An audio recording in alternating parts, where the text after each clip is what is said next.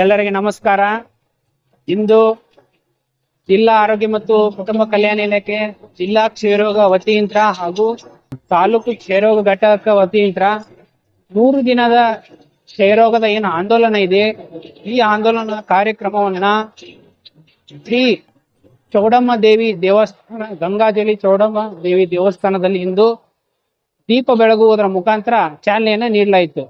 ಈ ಕಾರ್ಯಕ್ರಮದ ಉದ್ದೇಶ ಏನಪ್ಪಾ ಅಂದ್ರೆ, ಕ್ಷಯರೋಗಿಗಳು ಆದಷ್ಟು ಬೇಗ ಕ್ಷಯರೋಗವನ್ನ ಪತ್ತೆ ಹಚ್ಚಿ ಸೂಕ್ತ ಪ್ರಮಾಣದ ಚಿಕಿತ್ಸೆಯನ್ನ ಪಡೆದುಕೊಂಡು ಮರಣದ ಪ್ರಮಾಣವನ್ನು ಕಡಿಮೆ ಮಾಡೋದು.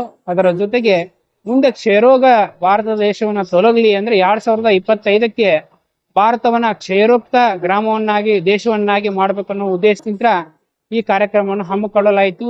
ಈ ಕಾರ್ಯಕ್ರಮ ತುಂಬಾ ಯಶಸ್ವಿಯಾಗಿ ಬಂದಿದೆ.